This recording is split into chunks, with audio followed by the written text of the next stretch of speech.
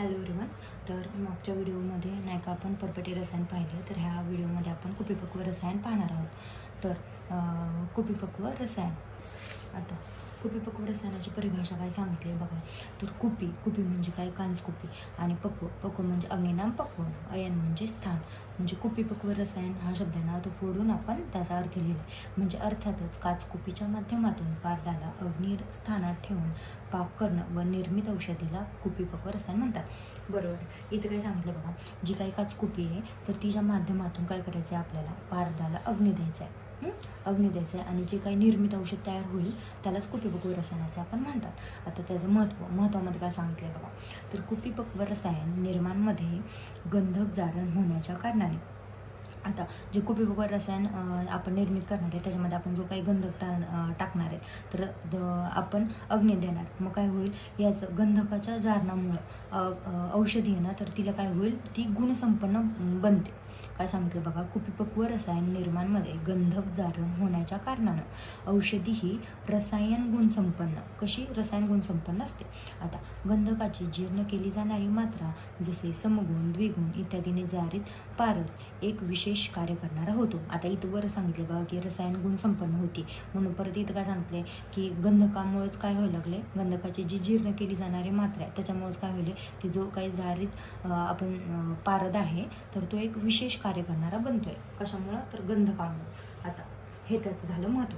आता त्यानंतर आपण काय बघतोय, कुपीपक्व रसाचे प्रकार.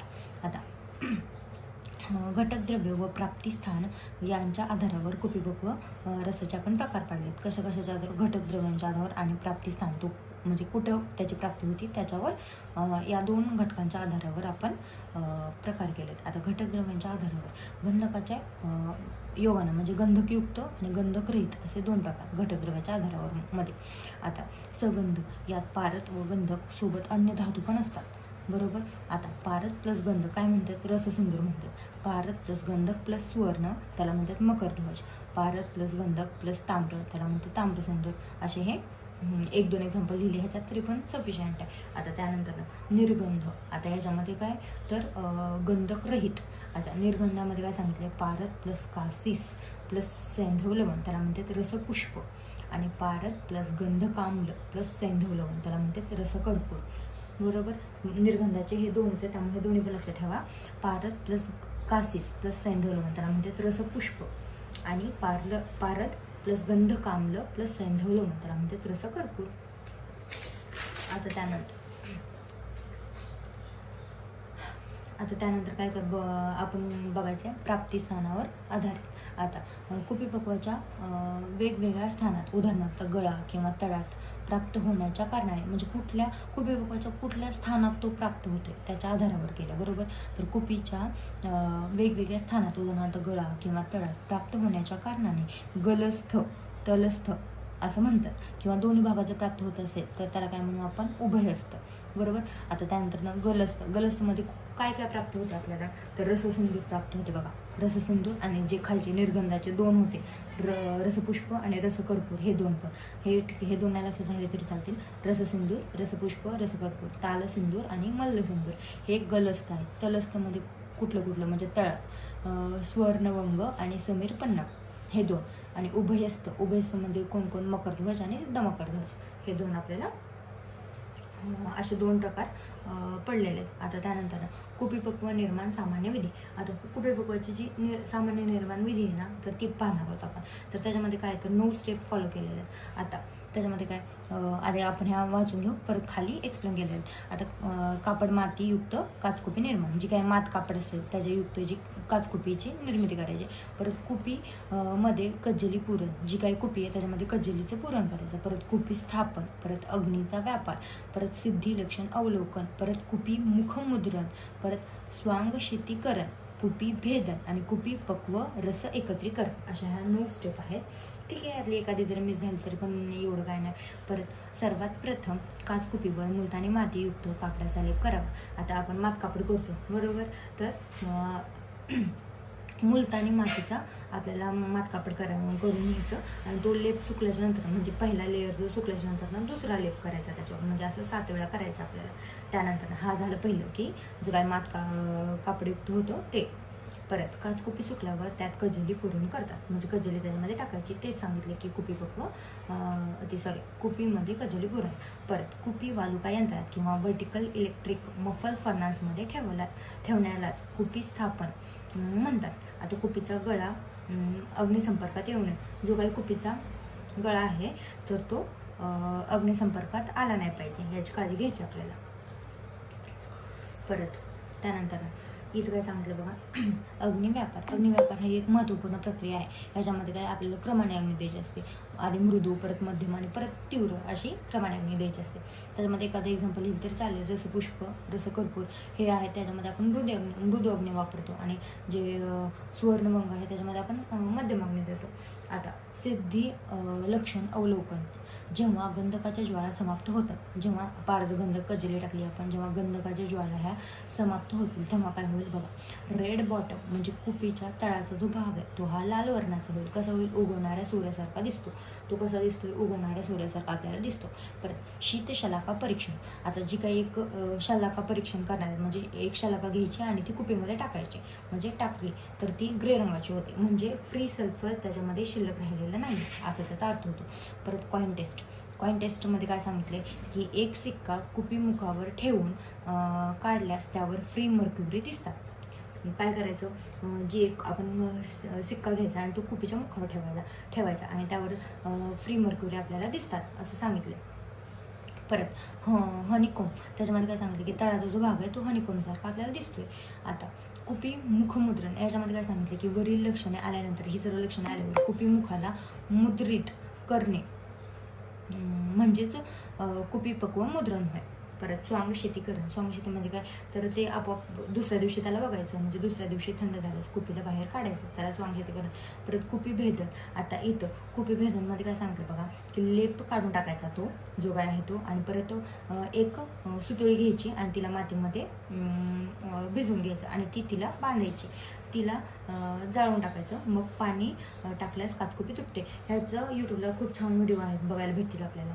लेप काढून टाकायचा, परत एक मातीतली सुतळी घ्यायची, ती तिला बांधायची आणि तिला जाळून लावायचा आणि त्याच्यावर पाणी टाकायचं. ती जी काही काचकुपी आहे ना ती एकदम व्यवस्थित तुटते.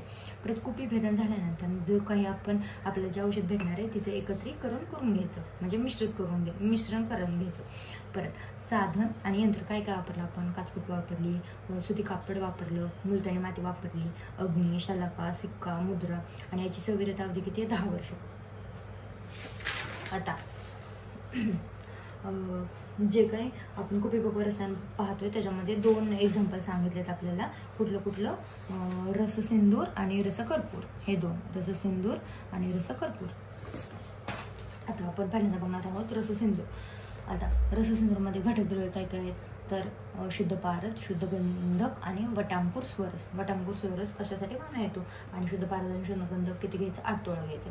आता यंत्र काय? वालुका यंत्र, बरोबर. आता निर्माण विधी काय ते पारद आणि गंधक जी काय वरील मात्रा सांगितली आहे तर ती खलव्या यंत्रात त्याची कजेली करून वटांकुर स्वरसाची त्याला भावना द्यायची.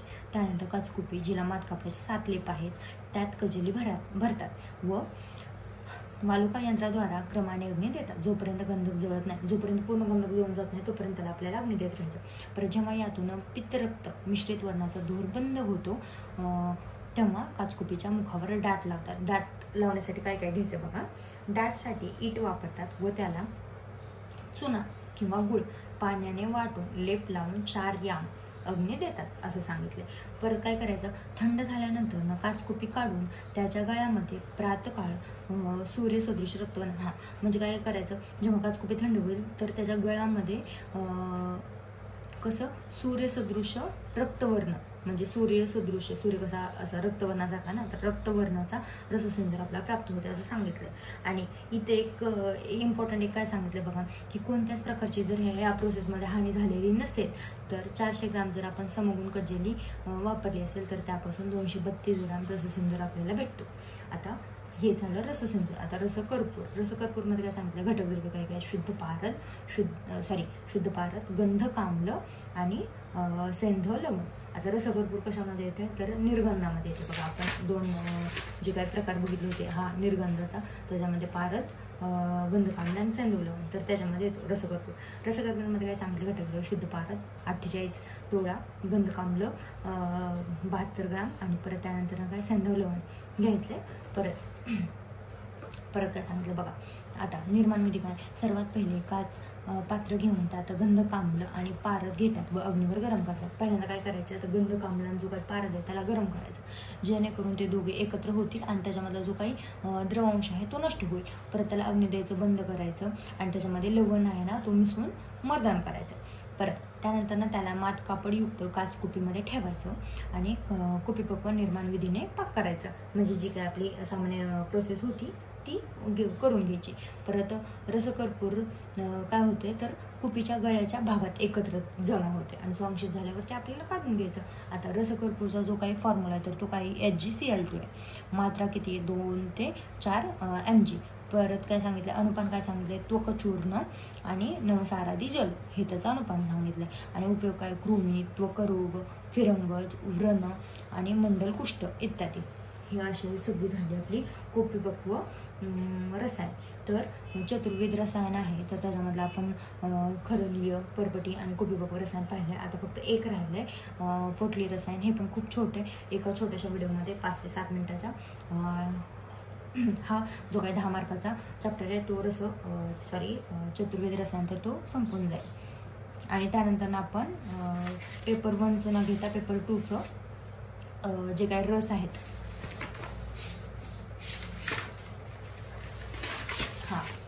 जो काय हा औषधी कल्प फर्स्ट अध्याय आहे, आरोग्यवर्धिनी. परत ही कुमार कल्याण रस, तर हा अध्याय स्टार्ट करूया जो की UT मध्ये आपल्याला 15 मार्काला आहे. Okay, thank you.